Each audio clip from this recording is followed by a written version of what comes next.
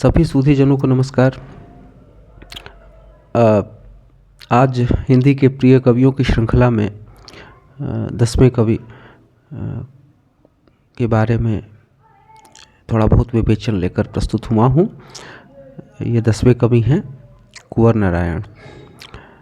वही कुंवर नारायण जिन्हें मुक्तिबोध, अंतरात्मा की पीड़ित विवेक चेतना और जीवन की आलोचना का कवि कहते हैं। कुंवर नारायण दर्शन, परंपरा और इतिहास को शव की तरह नहीं उठाते, बल्कि आधुनिक जीवन यथार्थ से जोड़कर देखते हैं। कुंवर नारायण जी का जन्म 1927 में उत्तर प्रदेश के फैजाबाद में हुआ था और 2017 में उनकी मृत्यु हुई थी। इस प्रकार उन्होंने सुदीर्घ जीवन जिया और सिर्फ जीवन ही सुदीर्घ नहीं जिया, उनकी कविताएं भी बहुआयामी, बहुसूत्री और सुदीर्घ, यदि थोड़े से शब्दों का विस्तार करें तो सुदीर्घ हैं। अज्ञेय की कविताएं पढ़कर वे हिंदी में कविकर्म की ओर अग्रसर हुए।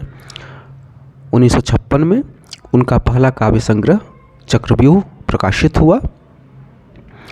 1959 में अज्ञेय के संपादन में प्रकाशित तीसरा सप्तक में वे सम्मिलित किए गए। अन्य सम्मिलित कवि थे कीर्ति चौधरी, सर्वेश्वर दयाल सक्सेना, मदन बात्स्यायन, प्रयाग नारायण त्रिपाठी, केदारनाथ सिंह और विजयदेव नारायण शाही। तो हम देखते हैं कि तार सप्तक से इतर दूसरा सप्तक और तीसरा सप्तक में, चूँकि अभी तीसरा सप्तक की बात हो रही है, तो केदारनाथ सिंह, विजयदेव नारायण शाही, कुंवर नारायण, सर्वेश्वर दयाल सक्सेना, मदन बात्स्यायन, ये तीसरा सप्तक के अधिकतर कवियों ने काव्य जगत में अपनी धाक जमाई और उनके काव्य सृजन ने उन्हें प्रतिष्ठा दिलाई। कुंवर नारायण जी व्यवसायी थे। उनसे इनका कारण पूछने पर कि आप तो कवि हैं, रचनाकार हैं, आप इस प्रकार का कार्य क्यों करते हैं, तो उन्होंने इसका कारण पूछने पर बताया कि मैं मोटर इसलिए बेचता हूँ कि कविता न बेचनी पड़े। ये बहुत बड़ा स्टेटमेंट है, विशेष करके हिंदी के उन भावी साहित्यकारों के लिए जो अभी रचना कर्म में प्रवृत्त हो रहे हैं या प्रवृत्त होने वाले हैं, कि अपने यदि आप चाहते हैं, यदि आप एक सुदीर्घ जीवन रचनाकार का जीना चाहते हैं, तो फिर अपनी आजीविका हेतु कोई दूसरा व्यवसाय चुन लें। सिर्फ लेखन से आजीविका नहीं चल सकती है, या यूँ कहें कि लेखन से आजीविका चल ही नहीं सकती है, ये कहना ज़्यादा बेहतर होगा।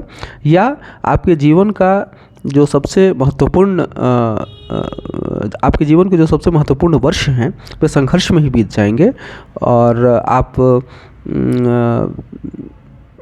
बाद में मन महसूस के रह जाएंगे। तो बेहतर है अपने भीतर के रचनाकार को यदि जीवित रखना है, यदि कटु अनुभूतियों से दो चार नहीं होना है, तो फिर कोई दूसरा व्यवसाय चुन लीजिए।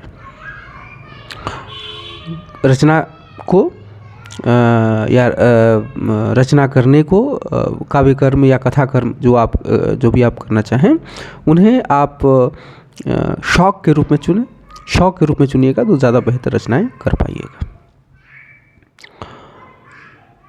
तो यही कारण है, जैसे उन्होंने कहा कि मैं मोटर इसलिए बेचता हूँ कि कविता न बेचनी पड़े, यही कारण है कि उनकी कविता में भावुकता नहीं मिलती।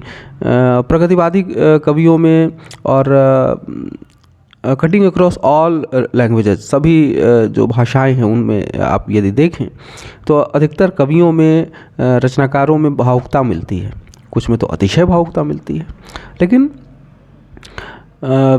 कुंवर नारायण जी के यहाँ एक ठहराव मिलता है, स्थिरता मिलती है, भावुकता नहीं मिलती है। कुंवर नारायण जी की कीर्ति का आधार उनकी काव्यकृति आत्मजयी है, जिसे कुछ लोग खंडकाव्य भी कहते हैं। तो आत्मजयी का मूल कथासूत्र कठोपनिषद से लिया गया है। जीवन की नश्वरता को समझकर अमरता के सूत्रों की खोज नचिकेता को गहन चिंतन मनन की ओर उन्मुख करती है, साथ ही कवि को भी। नचिकेता समझ जाता है कि आत्मा को संयमित किए बिना वस्तुवादी दृष्टिकोण से भरी दुनिया में अंततः निस्तारता ही हाथ लगेगी। अतः आवश्यक है कि अमर जीवन मूल्यों की पहचान की जाए।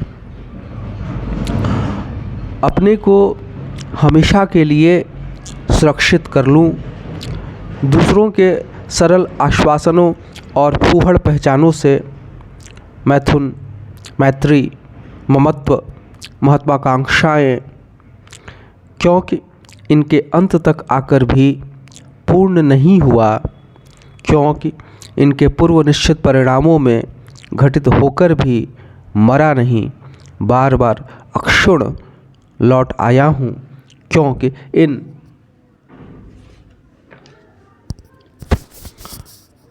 समाधानों के बीच चौंक चौंक कर पूछता रहा हूँ, जीवन क्या है, मृत्यु क्यों, मुक्त कैसे, ईश्वर कहाँ। यही जीवन की अमरता के सूत्र के खोज का सार है कि आप जीवन में बह नहीं जाएं, और यदि जीवन की निस्सारता का पता आपको चल जाए तो आप निराशावादी नहीं हो जाएं। मृत्यु की यात्रा या मृत्यु की पहचान दृढ़ आत्मबल वाले व्यक्तियों में अमरता का सूत्र जगाती है, अमरता का भाव जगाती है, और वे जीवन को अमर बनाने वाले जीवन मूल्यों की पहचान करते हैं और उन्हें दुनिया को देकर जाते हैं। जीवन की अमरता का अर्थ यही है। कुंवर नारायण की समस्या समय के चक्र में, इतिहास में अपनी स्थिति की पहचान का है। दरअसल यह हर जागरूक मध्यवर्गीय व्यक्ति की समस्या है, हर पक्ष को समझने में जो शत विक्षत होता रहता है। इसे आप अस्तित्ववाद का भारतीय संस्करण भी कह सकते हैं। चक्रव्यूह की ये पंक्तियाँ देखिए, जहाँ तक पहुँच उसने मृत्यु के निष्पक्ष समयातीत घेरे में घिरे अस्तित्व का हर पक्ष पहचाना। कवि के लिए संगीत का भी वही राग महत्वपूर्ण है जो उन्हें मुक्ति का एहसास दिलाता हो। अपनी राग भटियाली शीर्षक कविता में वे लिखते हैं, वह शेष स्वरों को बांधता नहीं, इसलिए अंत में भी उससे बंधता नहीं। अंतिम आह जैसा कुछ एक अजीब तरह की मुक्ति का एहसास देता है वह। सिद्ध कवि सरहपा उन्हें पसंद हैं, क्योंकि उनमें सभागोष्ठियों और विद्वत समाज के निर्जीव अनुशासन से आगे बढ़कर निषेधों को पार करने का दुस्साहस है। निषेधों को पार करता एक दुस्साहस, डूब कर नहाता आँखों की नीली झील में, धूप में सीपी से चमकते कानों में पढ़ता एक मंत्र, चिकने कपोलों पर लिखता प्यार के मनमाने छंद, लहराते केशों की सुगंध में ऊँघती एक मदहोशी, चूमता नाभि कमल, तितली हो जाता एक मन। यह उनकी सरहपा शीर्षक कविता है।